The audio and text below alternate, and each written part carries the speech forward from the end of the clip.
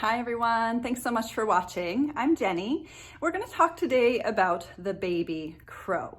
Now, if you happen to do arm balances and you love arm balances, maybe you've done crow pose work before in the past, you've probably done a lot of different kinds of arm balancing if that's in your practice. But baby crow is one of these postures that you have to actually push really strongly from the upper back muscles, really kind of gathering the wits about your upper body and just strongly kind of rounding forward, pushing the shoulder blades back toward the wall behind you. So you actually want to kind of create this hollowed out sensation into the front body. Now in crow pose, we're kind of doing the same thing. We're strongly protracting from the shoulders and taking a lot of an extension through the shoulders in order to find our way into crow pose. So baby crow is actually done on the forearms. And this is a really great way to build strength and as well as deepen your flexibility, because baby crow is a little bit more challenging to get into in terms of being maybe less than flexible. So, however, if you have wrist issues, I highly recommend practicing the baby crow pose. So come on over to your mat and we'll get started with it.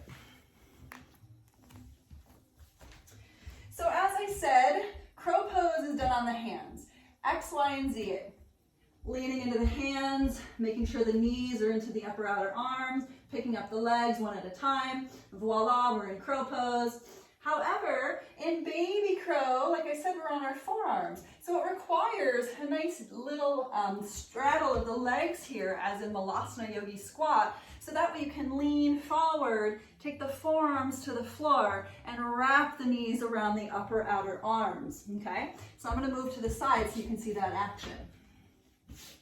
It is highly desirable, of course, to make sure your hips are nice and open. So taking a good old-fashioned power class prior to working into baby crow is a great idea, just to open the hips, open the hamstrings, the inner thighs, and just moving into a way that really helps to build strength and solidity, so that way your baby crow feels possible.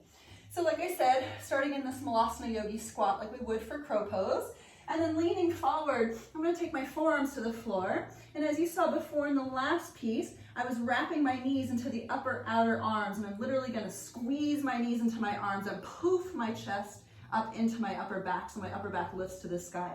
So I'm going to lean into this shape, push, push, push, poof, poof, poof, and maybe picking up the feet.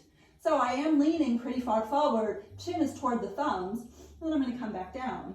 And I'm going to do that a couple more times, just so I know that I really have it. I am doming pretty deeply into my upper back, and I am putting my chin as close as I can to my thumbs, leading my chest up and forward simultaneously.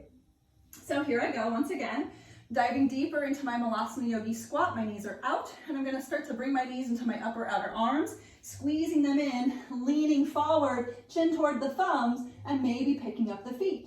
And again, I'm really pushing strongly into the forearms from the upper back, trying to dome into the back, trying to really use my core. One more time, just for good measure, leaning forward, squeezing the arms, finding a nice healthy push, push, push down into the ground, and then coming back out. Awesome. So I'm going to come back over. Baby crow is super fun, and again, it's a really awesome way to build a lot of power and a lot of strength from the arms, from the shoulders, from the upper back, and it also requires a lot of pull inward to the core in order to dome pretty effectively. So try it and let me know how it goes. Thanks so much, everybody, for watching.